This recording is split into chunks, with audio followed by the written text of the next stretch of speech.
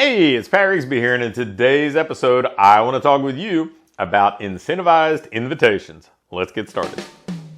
Welcome to the Fitness Business School podcast, the show for fitness business owners who want to grow their income, increase their impact, and improve their lifestyle. Be sure to listen till the end of this episode because we have a brand new special offer exclusive for listeners. So stay tuned.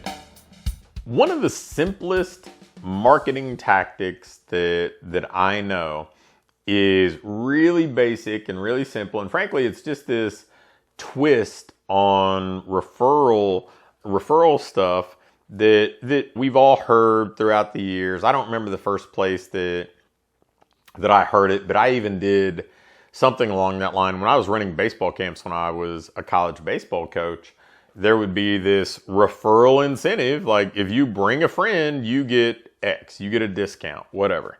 Well, one of the challenges with incentivized referral programs is it kind of puts the referring party in this kind of middleman position where they are almost kind of like a commission sales rep. And I don't necessarily know that most of the people that we work with love that idea. Now, they're more than happy to take an incentive if somebody joins, but they don't want to feel like they're in this situation where they have to be the seller of this service, right? Like they don't love asking their friend to go pay for something in many cases. It's not that nobody will. It's just that, like, let's say that you've got 100 clients in your business, maybe 10 really will respond to that at a high level. So we got 90 other people that we're just not getting a whole lot of referral traction with. So that's where incentivized invitations come in. Incentivized invitations, it's this wonderful way that we're just basically going to our clients and we're saying, hey, you know what? Rather than invest money in running Facebook ads or direct mail campaigns or whatever other marketing tactics you've typically done, and maybe your clients have seen so they understand that you are investing money in those things, you just go to them and say, I would rather reward you for inviting other people that you think would be a good fit in to experience what we do. You don't have to sell them anything. You don't have to do anything else. It's just get them in for a training session or a week, or if you have a front-end offer that they can gift to this other person. And then we just come up with an incentive. And the incentive could be money. It could be swag. It could be a supplement. It could be an upgrade to a program. It could be a free sessions. But really what you have to figure out is, what every guest is worth to you. Because one of the most common things I hear from business owners is that, hey, if I get somebody in the door, usually they stay. Now, that may be the case. Maybe that's kind of selective amnesia in some ways, where we remember the ones who do stay and we forget the ones who don't, or whatever. But usually there's some truth to it, right? So let's say that for every guest that you get that comes in and experiences what you do, whether it's a free session or a free 7-day trial or a free 14-day test drive or whatever, let's say that for every 2 that come in, 1 buy. 1 stay on as a client. And then we think about, okay, well, the average lifetime value of my clients, maybe it's $1,500. I mean, it could be many multiples of that. It could be less than that, depending on the business model that you have. But let's say it's $1,500. So if every client is potentially worth $1,500 financially to your business, that means every lead that actually comes in and experiences what you do is potentially worth $750, right? So what would we pay to get somebody to really deliver this lead in the door? And it's a really good lead because it's somebody that is coming in and they're likely a little bit more comfortable than the average lead because they already know somebody there. They've been pre-sold in some way, shape, or form just because there's social proof. There's somebody that they know, like, and trust that's recommending it. So if that's the case, would you pay $20 for a guest to come in? Would you pay $30 for a guest to come in? I mean, I see people very regularly pay $3 to $5 for a lead that opts in. And of those leads that opt in to a newsletter, to a text campaign, whatever, it may take 10 to 20 to actually get somebody to come through the door. So if we think about it this way, where I am only paying based on the outcome, I'm not paying based on a potential outcome, which is usually, that's what advertising is. I remember spending $5,000 on a direct mail campaign, hoping that it would yield a certain outcome. This, you're only paying after the fact, right? So let's say that in the month of September, hey, if you bring in at least one guest for the month of September, then we'll give you a $50 gift card towards our upcoming challenge. Or maybe we'll give you our upcoming challenge. Or maybe we'll give you a 30 serving bag of our synthesis protein powder.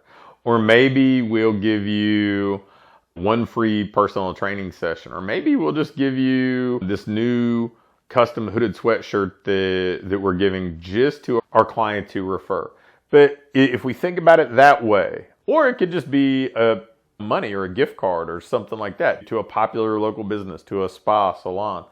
And if you think about doing that, the nice thing is too, like, let's say that you give somebody a bag of synthesis protein powder. Well, you are giving them something that has a perceived retail value, what they would go pay for it themselves, but you're getting it at a wholesale rate. Same thing with swag. Same thing, like, so you can give somebody that has a perceived value, something that has a perceived value of $50, and maybe you've paid $25 or $30 for it, and most of us would pay $20, $25, $30 to get somebody to walk through the door to experience what we do day after day. Imagine if you spent $300 every month to bring in 10 guests, and of those 10 guests, 5 of them stayed. That would be a trade almost all of us would be willing to make month after month. It would be financially, it would be like, how do I spend $600? How do I spend $900 to multiply this? Because it's that simple, it's that effective. But frankly, we don't think this way. As an industry, we don't think this way. When I tell people this, almost without exception, the response is, well, am I doing this just for them to walk in, or am I doing this for them to actually join? I'm like, man, your clients aren't commissioned sales reps. We're just saying, hey, invite somebody in to experience this, and this is what we'll do. And you could do that 1 month, and then maybe 2 months later, you come back and say, hey, for every guest that you bring, let's say in late November, early December, for every guest you bring, we're going to donate a toy to Toys for Tots. Or we're going to donate food to this local food drive for this holiday campaign that they have. And so there's this incentive that we can keep going to, and you can turn it on and off. You can create something that maybe you're just rotating through incentives so you get people excited about it. But what's great is people aren't going to invite people in that they don't like. So you're going to get people that likely fit your culture, that are more likely to stay, that really build on what you want. So if you've never considered incentivized invitations, it is a wonderful tool that you have at your disposal that will easily grow your business and really removes a lot of the risk. I mean, I'm all for, like I've told you in many episodes in the past, we have run Facebook ads for pretty much every day that I have had my current business. And that's 8.5 years, and spent hundreds of thousands of dollars running ads for my previous businesses. And so I am definitely an advocate of that. But I also know that when I spend that money, the return on investment may be significant, but usually there's longer kind of lag for that type of investment. Whereas in this sort of thing, man, you're getting a sales opportunity in front of you. You're getting somebody that you can convert every time, guaranteed. You're not paying for the potential to have a sales opportunity. You're paying because you got a sales opportunity. So it's a really cool, low risk way to grow your business. So if you haven't tried it yet, incentivized invitations are definitely a way to go. Thanks for listening to this episode of the Fitness Business School. Before you go, I have a quick announcement. One of the things that we've been doing with our current clients is taking them through this ideal business diagnostic. And really what it is, this checklist that allows you to pinpoint exactly what your business needs next so you can keep improving, keep growing, and build a business that you love to own. One that pays you well, one that allows you to have the impact you want to have, and one that allows you to have a lifestyle that you truly enjoy. In this diagnostic, we walk through everything and we do an evaluation and can instantly pinpoint what you need to do next to build that business that you want. I'm going to extend this opportunity to get on with either me or my team and take you through this evaluation and fix your business's most vital needs fast. So if we take you through this, you're going to be able to make those vital changes that you need to finally have what I call your ideal business. If you'd be interested in going through this entirely free, risk-free diagnostic with us and learn what you already have in place, what you're doing well, and where your greatest opportunities for rapid improvement are, just shoot me an email with diagnostic in the subject line to pat@patrigsby.com. Again, an email to pat@patrigsby.com with diagnostic in the subject line will get you scheduled and take you through this evaluation to help you build the business you want.